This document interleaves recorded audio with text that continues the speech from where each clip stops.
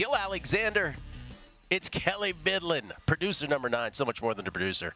Messing with his controls over here. Hey, how's it going? My motor vehicle app just sent me. It's actually not a motor vehicle. Motor vehicle app. The app just sent me an alert, so I don't know if my car's being driven away. So, I don't know. I just might be here overnight. We'll see. How y'all doing? How's your brackets? How's everything going? What a weekend. Yeah. I mean, it was a fun, exhausting weekend. Oh, it's exhausting, but it's awesome. Yes. It's awesome even, obviously we're speaking of March Madness, even when, I'm going to count the number, like just forget betting for 1 second, just in terms of Friday, Saturday, and Sunday, right? 32 and then 16 over the weekend. And I was counting how many games were awesome down to the wire. That's actually a good call. Okay. You know what the answer to that question is? There were a lot of crappy ones, too. Yeah. 14 of them. 14 were awesome. Yeah, that sounds right. Yeah. 34 of them were just snoozeville. But, obviously, betting implications, bracket implications, Survivor implications. I'm out of Survivor. Yeah. I'm out.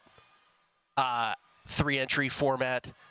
You are allowed one buy-in, so basically you have 6 entries total. I had Colorado State all in the first day. That lost to A&M. And then rebought with 2 Wisconsins, which lost, and 1 Utah State. Then I hit NC State, and I'm like, I'm rolling. So the question was, what did I pick yesterday? And I picked Colorado, and that was tight. Man. Picked the right team, but didn't get there. Yeah. Had to make up seeding. That was a great game. Great. That was one of the 14 great ones. Or, I don't know, great offense. Oh, yes, great offense. Defense questionable. We're going to get to the formula here. We're going to update the formula, which teams, and by the way, there is no threat to the formula this year. Let me just say that. There is no team threatening the formula this year. We'll get to it momentarily. 5 teams qualify now. 5, 2 added on. Remember, the Ken Palm numbers can adjust mid-tournament, so 2 have been added to the original 3, if you will, of possibilities to win this all. Everybody else on the outside looking in, some further outside than others. Kelly, a little later on the show. Oh, tennis play is also coming. Great weekend in tennis. Just hitting everything right now. Over 23 units on the season, so we got 3 today coming up at Miami. And then a little bit later on, and I don't even know if you know this, Kelly, but a little bit later on, you know what we're going to do? What are we doing? We're going to do the best NCAA tradition. One tradition I hope we don't start that was happening this weekend. Most amusing announcer remarks and the most annoying commercials from all 4 days of the NCAA tournament. We're going to do that a little later. You didn't know that? No, I didn't know it. We're going to do it. I wish I did. And, of course, Matty Cox from 3-Man Weave. Mike Somich will be here to talk college hoops with us. A little hockey with Jay Con. We'll do it all. Okay, as far as the tournament is concerned, yesterday, of course, the headlines, 15-1 for moneyline favorites. So for people who were moneyline favorite parlaying, it was quite the day. Only Baylor did not get there. 11-5 against the spread. But just in terms of the tournament in general, how unbelievable this has been from a macro perspective. So this year, 10 of the 12 top 3 seeds, have advanced to the Sweet 16. Only Baylor and Kentucky, the exceptions to that rule. Baylor and Kentucky. That's right, because Auburn was a 4 seed. 10 of the 12 top 3s have gotten through. 12 of the 16 top 4s. So 3/4 of the top 4s have advanced to the Sweet 16. So with all the upsets that did occur, once again in rounds 1 and 2, the round 64, round 32, really it is Chalk McChalkerson in terms of not only betting but also seedings. The only of the 4 that were not top 4 seeds, 2 of them are 5s, 1's a 6. And the only double-digit one is NC State, which is an 11. So that keeps the streak alive of at least one double-digit seed having reached the Sweet 16 since 2008. That barely survives. Now, if you're wondering, all right, has it ever been seeding-wise more chalky than this? Yes. 2019, the year that Virginia won it all 12 top 3 seeds got to the Sweet 16. 14 of the 16 top 4s got in there. Yeah. So that was a little more chalky seeding-wise. That was 5 years ago. As far as Elite 8, we still have the possibility of getting all 1s and 2s into the Elite 8. That has never happened before.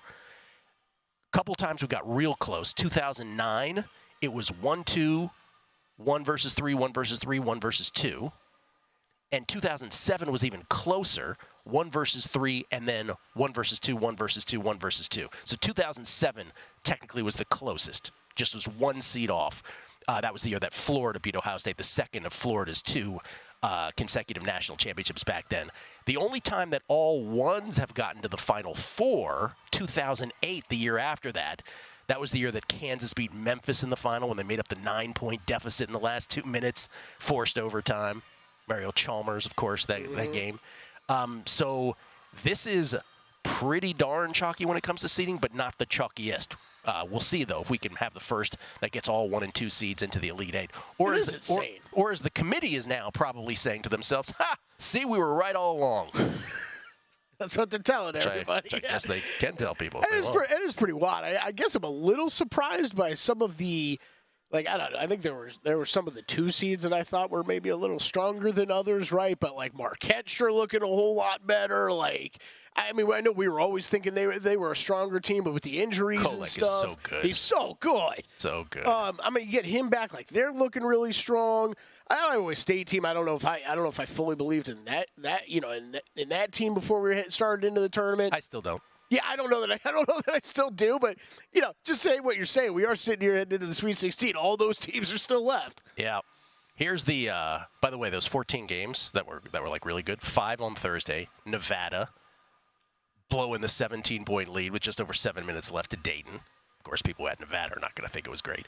Drake blowing the 8-point lead against Wazoo. Samford losing to Kansas but making up the 22-point deficit and making it really interesting when that horrible call by the ref was actually a block. Yeah. Block shot. That was awful. Awful. Duquesne over BYU was great. Oakland over Kentucky was obviously great with Jack Golke hitting the 10 threes. There were 5 great games on Thursday. And God, I wanted them to win the other day so bad. Oakland, I was ready for another week I did not because I had NC State in Survivor. So Friday, Colorado beating Florida 102-100. Yale beating Auburn 78-76. Northwestern beating FAU in double OT by 12. As it turns out, you're like, how do you win a game in double OT by 12? Well, hold my beer, because the next day, Creighton beat Oregon by 13 in double overtime. Tennessee beating Texas by 4. I guess that was okay. That really shouldn't be included. It's really 13 great games. NC State beating Oakland is the one you're referring to, 79-73. And then yesterday there were 3. Marquette beating Colorado 81-77. That was a great game early. Alabama beating Grand Canyon by 11. That score was not indicative of how great that game was. And could that girl stop screaming in the background? Incredible. And how much did TNT want Grand Canyon to win that game, showing the gratuitous Grand Canyon arena shots every time they scored? Good God. And then, of course, last night, for those who were up, and we'll get into that in a minute, Houston 100, A&M 95 in what could have been the most amazing thing we've ever seen, but didn't end up working out that way. Even Kenny Smith said something about it in the studio show about them wanting Grand Canyon to win. He's like, yeah, we showed all this and they did all this and they tried to stay in there. We'll go through the last part of that. I just want to say the most. I know this is everybody saying this, but I have to echo this. Most people in this country probably missed the end of that game last night. The Saturday and Sunday schedule. Oh, so bizarre. Is the most ridiculous thing in sports broadcasting. And I did a little research on this in 2011 because I was like, why is it the way it is? Because when we were kids, it wasn't staggered like this on Saturday and Sunday, the second round, if you will. There were multiple, fantastic finishes that you could turn from one. Now it's this one. Right. And CBS goes to this game. That was when it was all on one network. When they went to the 4 networks, CBS, TNT, TBS, and True TV, which we only rediscover once a year when this tournament comes on. Unless you're an Impractical Jokers fan, I think I was on that for a while. Even that way, that's the only other thing I know that they air because it comes on after the tournament. So they decided, one of their big things in this deal was, too many games where people aren't able to see all of the games. Was really important to them to not have as many simultaneous or right after another fantastic finishes. So they came up with this schedule. It started 2011, but I seem to remember it a little earlier than that. But 2011 is what really kicked in. And you have these full standalone games at the beginning. And what you leave yourself open to is a couple things. One, you leave yourself open to the blowout that happens, like the Purdue game yesterday. Like, what did you do if I was betting tennis? But if you were only locked into basketball, you were stuck with only that game, and you're like, well, there's nothing to watch here anymore. Yeah. So there was that. But the ridiculousness of the schedule that they have now is that you got 8 games on Saturday and 8 games on Sunday. By 7 p.m. Eastern, you're not even halfway through the schedule. Yes.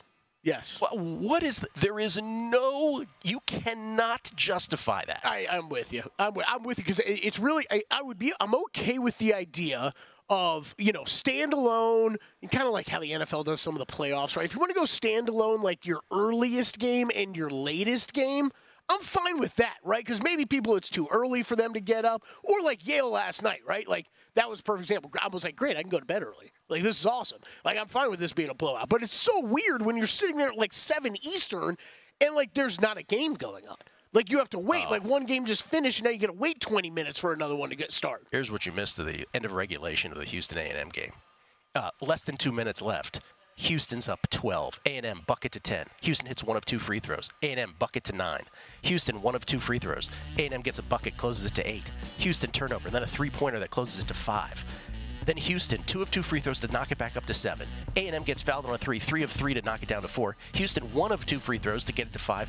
Bucket to 3. Layup blocked. Then A&M's last possession. Miss offensive rebound. Timeout. Miss 3. Offensive rebound. Miss 3. Tie up. Possession arrow A&M. 1 second. Inbounds 3. OT. And they still lose. Formula coming up next.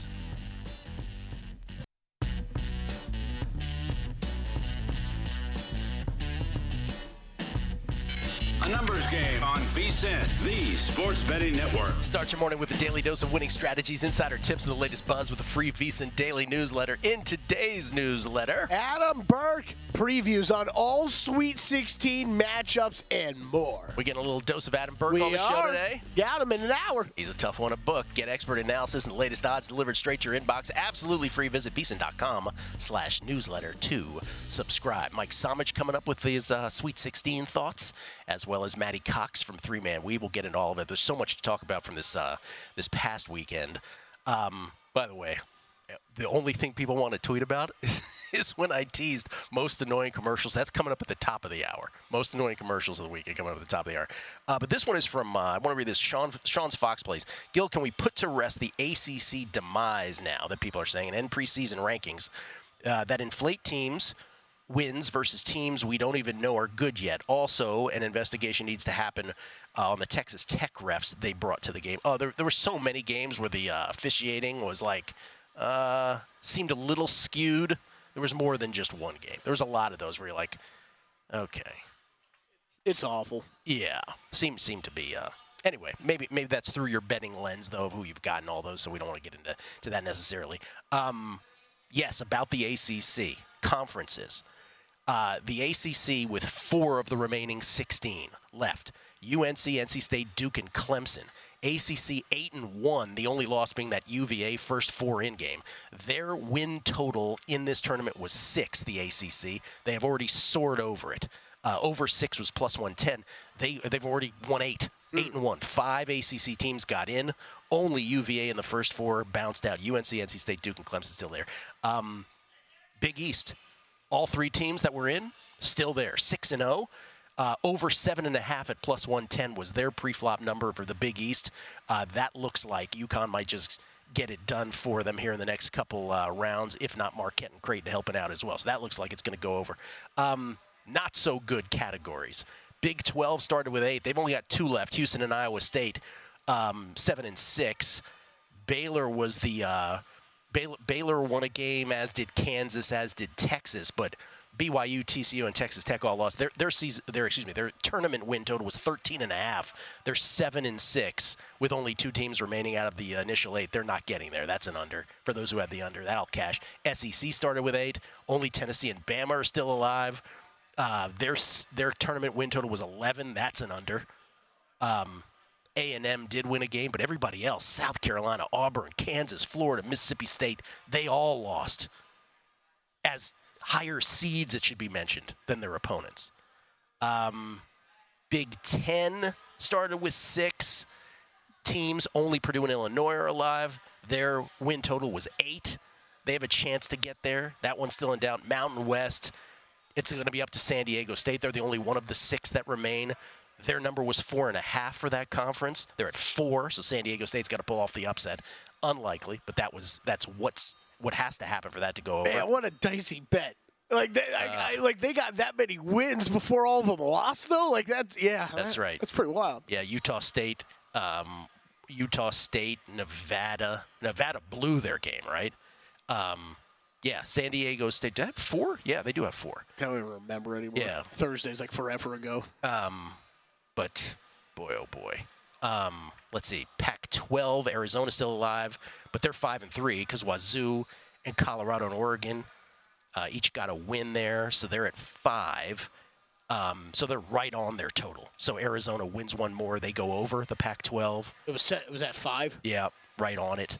Did I leave anybody out? Did I say SEC? Yes, I did. Oh, and then again the West Coast Conference. Gonzaga's already won twice. I don't know what their total was. I'll have to check on their total. But we got everybody else, right? Big East, Pac-12, ACC, Mountain West, Big 10, SEC, Big 12. Formula time? Great market. Yeah. It is a great market. By the way, there was also we also mentioned that we did the seeding bracket, like seed all the 1 seeds, all the 2 seeds, all the 3 seeds, all the 4 seeds. All that's alive is 1, 2, 3, 4, 5, and 11.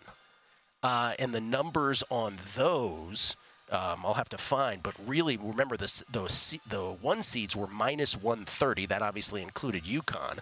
So that is the one that is still the chalkiest of the chalk. So a lot of people bet that.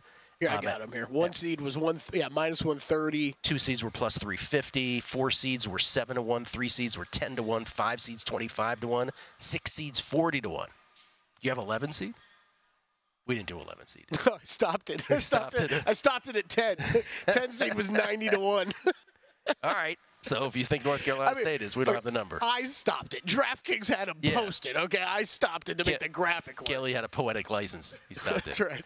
All right, championship formula. Remember, tried and true through the years here on a numbers game. Also the Beating the Book and Betting Dork podcast before that. We've done this for, over a decade. And again, last 33 champs had more assists than turnovers. The point of this, again, as crazy as rounds 1 and 2, round of 64 and round of 32s usually are, ultimately picking a winner is kind of easy if you stick to the formula. Last 33 champs had more assists than turnovers. 31 of the last 33 champs had a head coach with Sweet 16 experience. Only Kevin Ollie from the 2014 UConn Huskies and last year's 2023 Huskies with Danny Hurley are the exceptions. 27 of the last 28 champs went into the tournament with at least 3 wins versus teams in the top 10% of RPI. That's how long we've been doing this. We still quote the RPI number. Guess who the exception is, Kelly? I think you know. UConn. 2014 UConn Huskies. Last 28 champs had a top 75 strength of schedule. That Duke kind of teetered on this year. 20 of the last 21 champs were in the top 20 in adjusted offensive efficiency at KenPom. Only the 2014 UConn Huskies, the exception. They were 39th in adjusted offense, and 20 of the last 21 champs were in the top 20 in adjusted defensive efficiency. The only exception, the only non-UConn exception to any of this, the 2021 Baylor Bears, who actually finished 22nd. Wait, what was your comment about Duke? Duke has a couple. We'll get to this right now. Who qualifies and who doesn't? Duke. Their strength of schedule is barely there. Yeah, I think so. If I recall that correctly. Do I have that wrong? I don't think I do. Pull that back up. I'm just thinking about the ridiculousness to say that Duke doesn't have one. I know you can only control how well your conference does, but you can control booking some out of conference games that are tougher. The real denier for Duke is that John Shire has not been to a Sweet 16 before just now. So here are the teams. So there's 16 teams left in the tournament. Here are the 1, 2, 3, 4, 5, 6, 7, 8. Do I have that right? 4, 5, 8. Yes. Here are the 8 that are not qualifying. Okay. NC State doesn't. Clemson doesn't. San Diego State doesn't. Alabama doesn't. Gonzaga doesn't. Illinois does not. Iowa State does not, and even Tennessee is a little too far on the outside looking in to even be considered here. They're 30th in adjusted offensive efficiency at KenPom. Okay, that leaves the other half of the field. They were in it at one point, right? Like a couple weeks ago. And then they just had a bad offensive stretch at the end of the season. They're right in that 30 range. Yeah, so 20 to 30, they've been bouncing around in that range. With apologies to Tennessee. They probably should be in the next category, but they're kind of teetering. Right. Here are the 3 of the remaining 8 that are just on the outside looking in, and Duke is one of those. But Duke can't because of the Sweet 16 qualifier for the coach. But Duke is actually in the top 20 in adjusted offense and defense at KenPom. Duke is actually 5th and 19th, respectively. But again, no Sweet 16 for Shire, so they're on the outside. Marquette and Creighton are just on the outside looking in. Marquette, 19th and 21st, adjusted offense and defense. Creighton, 11th and 23rd. Which leaves us with 5. Now remember, before the tournament started, there were 4 qualifiers. Auburn was one of them. Auburn is the only team that was of any repute in any of this, because the Kentuckys of the world were not even part of this. But Auburn was the only team heading into this tournament within the formula of any repute that has been bounced. So you're like, well, shouldn't there be 3 left? Yes, but 2 others have sort of crept in the first 2 games of the tournament. The 2 that have crept in, the North Carolina Tar Heels, now 16th in offensive efficiency and 6th in defensive efficiency over at KenPom. And Purdue, which was always just on the doorstep, 3rd in offense, 16th in defense, adjusted efficiency at KenPom. But the 3 that remain at the top with Purdue and UNC remain as entrenched as ever. Arizona, 9th and 10th.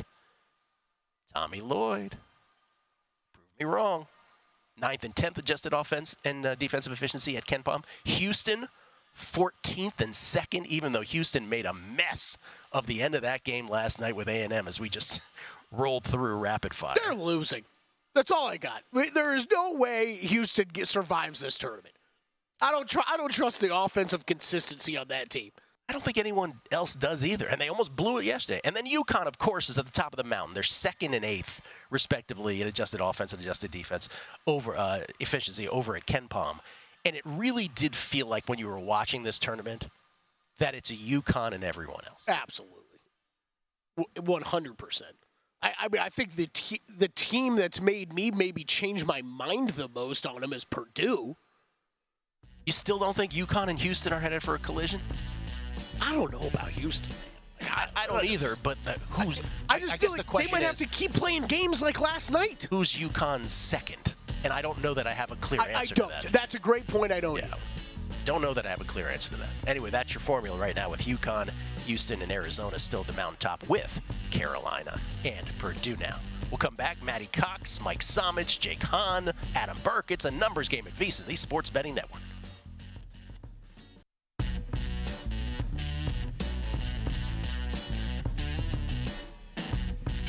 A numbers game on VSiN, the Sports Betting Network.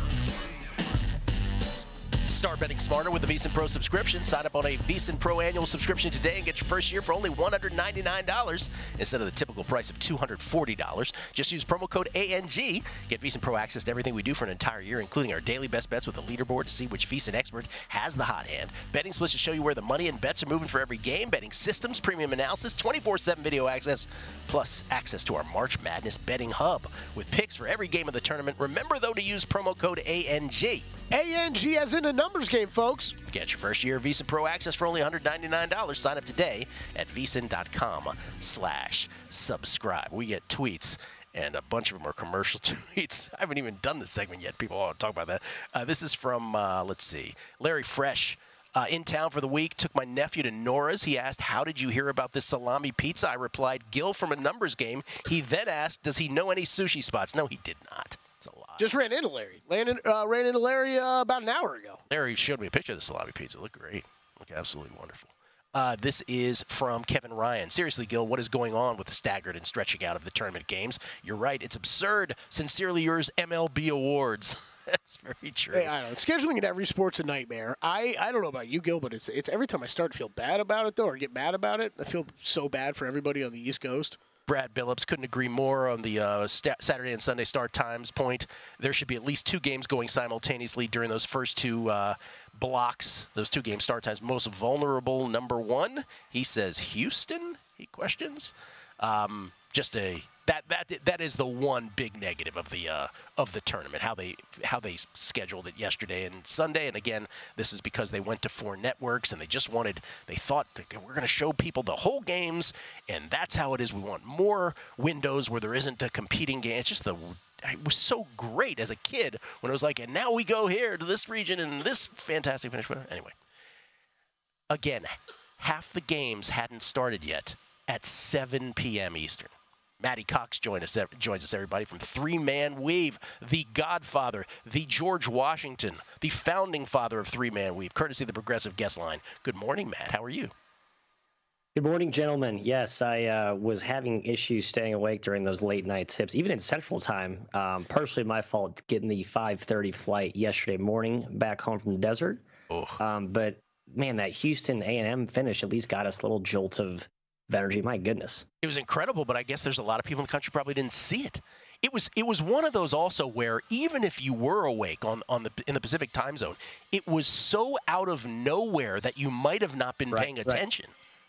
You almost had it was very vintage A&M, like last second, just muck the game up, death by 1,000 paper cuts, and sure enough, they made enough crazy shots, and Houston missed just enough free throws, and the game was tied. And it was like, oh my God, this game is now on the precipice of being an all-timer. Well, it was a reminder that fouling early in college basketball still can work. And I don't know why a lot of teams got away from that this year, but certainly in a tournament, I'm surprised we haven't seen it more. You were just saying off air real quick, you said, are we enjoying this tournament? You had a little question mark at the end. Are you enjoying it? I'm enjoying it. I enjoy every tournament, Gill, but I know I'm in the 1% of the 1%. You got to think there's probably some out there who would be yearning for more upsets. I think it's been the prevailing narrative is how dominant the favorites have been. And I think in the later rounds, we all like that, right? But in the early rounds, we'd probably like to see more of the Oakland-y type stuff. I mean, outside of Oakland, I don't think NC State even feels like a Cinderella, right? It's just a good ACC team that probably was undervalued. And DJ Burns is fun, and that's a great character. But outside of that, like, there's just not a lot of the slippers did not fit that well this year, I don't think. Not past the first round, yeah. Right. They really didn't. And even the first round, as you said, was sparse. Okay, before we get to your picks here on the Sweet 16, biggest takeaway beyond that? Was there a team that's still alive, maybe a team that got knocked out, where you're like, well, that's unfortunate, or I didn't see that coming, or I did see that coming, and there it is?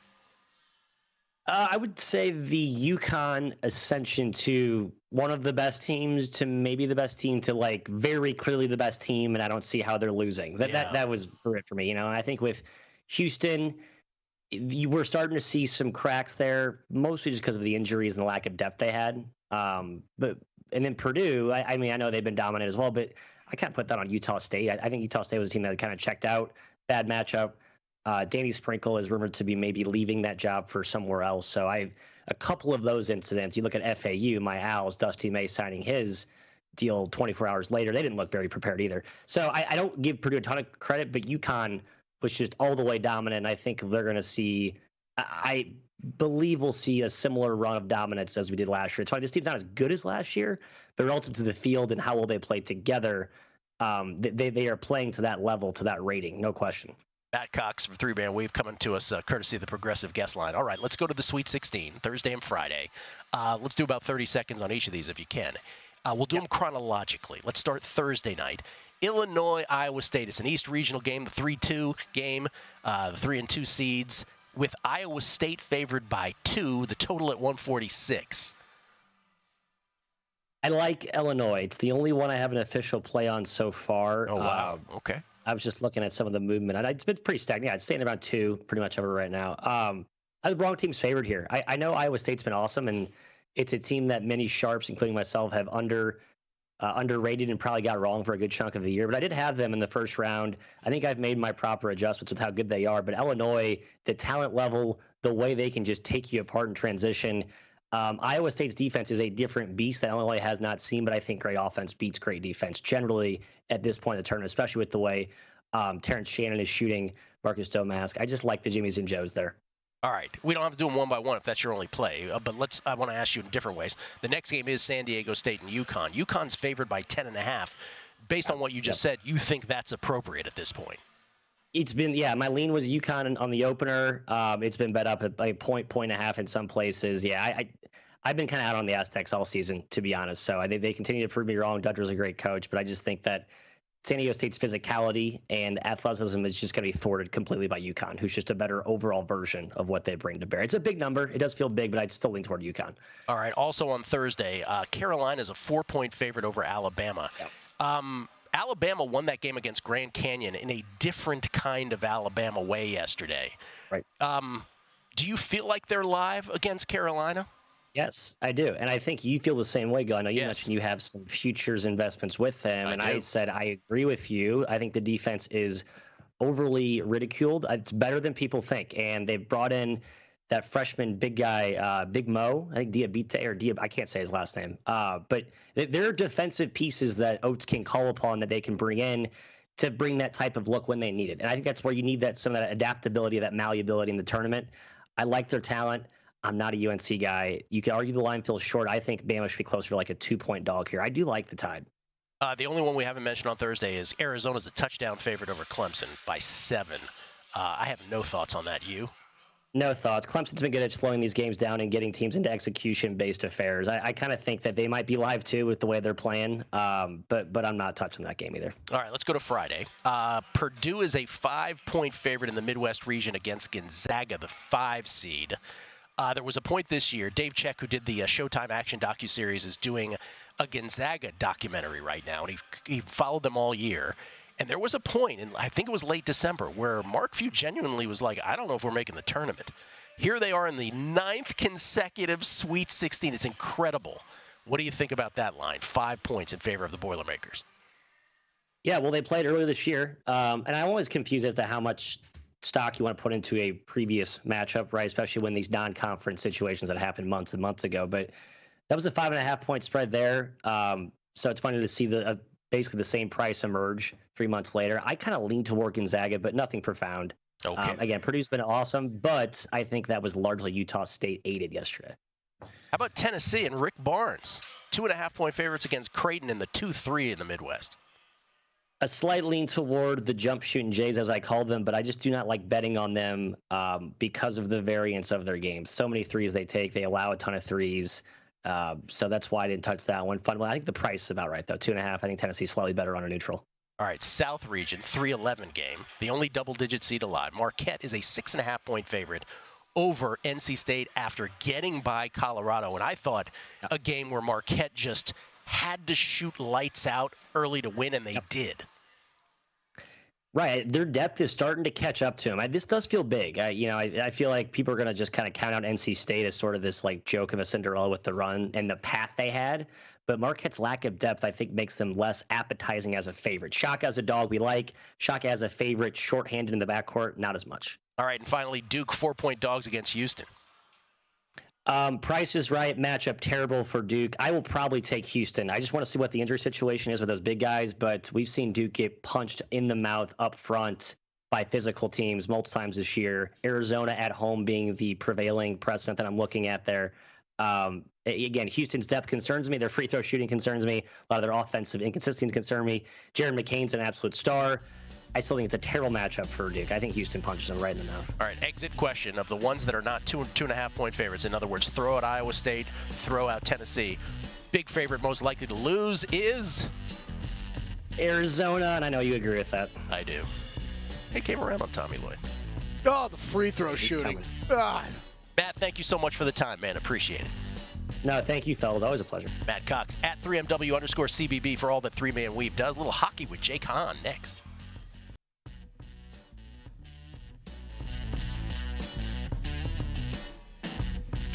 A numbers game on VSiN, the sports betting network. There's never been a better time to have skin in the game with DraftKings Sportsbook because right now we have a VSiN exclusive offer for new DraftKings customers. Earn a $500 bonus bet for every $1,000 you wager. How about that? You can earn up to $2,500 worth of bonus bets in your first 3 days on DraftKings. Don't wait. Download the app now. Use code ANG when you sign up and earn a $500 bonus bet for every $1,000 you wager. Now, it's Gill Alexander. Tennis plays for the day. Kelly. By the way, Kelly, real brief. You didn't really happen to have Peter Malnati to win the Valspar, did you by any chance? Well, I'm so glad you brought it up, Gill. Clearly, you don't remember Wednesday's show when I had Keith Mitchell at 50-1, who had a 2-stroke lead heading into the final round yesterday. Oh, I do remember that, and actually. Then, I don't even know what he shot, 6 over or something yesterday. He was done from the jump. The first tee shot, he hit one so far left. When they brought a camera over there finally, I honestly think he was in one of like the annex parking lots. Like there was like cars. Like long-term parking? Yeah, it was a long-term parking. A 6 over 77 is to answer your question. It's terrible. Here are the tennis picks. And by the way, one of these starts in 15 minutes. So apologize for not getting to them earlier, but it was a fantastic weekend. We are 4 in a row now here, 3 of which were dogs, a couple of which were sizable dogs. Over 23 units on the hard court season in 2024. It's been unbelievable. We are going to miss hard courts once clay starts next week. We'll see if we can keep it going. Today, the 3 that I'm playing, and you can get as good, if not better, numbers. Anna Kalinskaya, I got it plus 130 against Maria Sakkari. Okay, she's not as good. Pardon me. She's the one that's not as good. She's only plus 109. I'd still play her because there's no world where she should be plus money to Maria Sakkari based on numbers. So Anna Kalinskaya was the first play. That's the only one that's worse than what you can get them at, because you can get better numbers for me on these 2. Yulia Putintseva, I got it minus 106. She's right around there. She's actually minus 10. Let's see. She's minus 101. So a little better against Angelina Kalinina. Kelly, if your last name was Kalinina, would you name your kid Angelina Kalinina? No, that's a bold move. That seems cruel to the child. And then on the men's side, Sebastian Korda, I got it plus 148. You can actually get him about 5 cents better. Okay. Against Seb Korda, the American, taking on Uber Urkats on the men's side. Nelly Korda just won the LPGA event yesterday. Sebastian Korda, otherwise known as Nelly Korda's brother. I'm sure he'd love that. Right, yeah, I'm sure that. Yeah. He's already one of my favorite people when he talks hockey with us. We go sidebar golf with him sometimes, and I just learned he actually bets tennis as well. I love this guy. It's Jake Hahn, everybody, coming to us courtesy of the Progressive Guest Line. Jake, you betting Miami Open? Are you doing that? Of course, I'm with you on Kalinskaya, actually. So Gill, we're on the same side there, and I'll give you a couple on the men's side as well that also start in about 10-15 minutes. Let's go to Alexei Popyrin, money line. Oh, I like it. Cerundolo to grab a set. You can probably find it close to plus money. So Cerundolo to get a set, and Popyrin money line. Alexei Popyrin, I won on as a dog yesterday against Yuri Lehechka, and Popyrin was like my last match eliminated from my plays today. So I'm with you on Popyrin there. Who's showing up? I apologize to Kelly for another losing golf bet with Keith Mitchell. It's even worse when you lose to a guy that has a yellow ball and a bucket hat. Oh, God, it really is. The bucket hat really rubs it in. It really does. You're absolutely right. Peter Baldani rocks a really ugly bucket hat. Who's showing up at Hard Rock Stadium, though, for these tennis matches at, like, bro, can I tell you something? 10:45 on a Monday? Not only that. First of all, the weather's been terrible. But they got Casper Ruud on camera talking to an umpire saying, I know it's not your fault, but like we don't have towels, we don't have cold water, the chairs are plastic chairs, and it's really highlighted because they just came back from Indian Wells. It's Indian Wells to Miami, and Indian Wells is like first class, fifth major. A tennis destination. Tennis paradise, they call it. And so for the players, it's like, this is ridiculous. And again, it used to be in Key Biscayne. And it was just so great in Key Biscayne. But Key Biscayne is an island. They can't build it wider. There's the one guy whose family gave the land to Miami, his family generations ago, and the stipulation was we get to determine partially what you get to use it for, and they are responsible also. And by the way, the residents of Key Biscayne don't want it to be there either. Yeah. They don't like the traffic. So anyway, Jay comes to us generally because he's the co-host of The Point and the Fantasy Hockey Show on Sirius XM NHL. Sorry about the golf and tennis sidebars there for those who are into those picks. At Jay Hahn 4, by the way, HAHN, the number 4. Jake, I don't think I've ever asked you this question before, and I'm curious. In baseball, when we're handicapping either preseason when we're talking about season wins or midseason when we're talking about futures heading into the postseason. We talk about one-run games, teams' records in one-run games, how they've done in extra innings as a sort of way to determine who's gotten the best of it, who's gotten the worst of it in the coin flip games. In hockey, you have overtime losses, and I think the record for the most points in overtime losses, I think the most overtime losses, period, I think is 18, shared by 4 different clubs over the years. We have a couple teams that have 15 this year, the Islanders being one of them, the Bruins being the other. And the Bruins are 10-1, for instance, to win the Stanley Cup, but with 15 overtime losses. Do you ever, when you're handicapping hockey, consider that as a sort of fulcrum point for these teams and triggers a bet or not for you?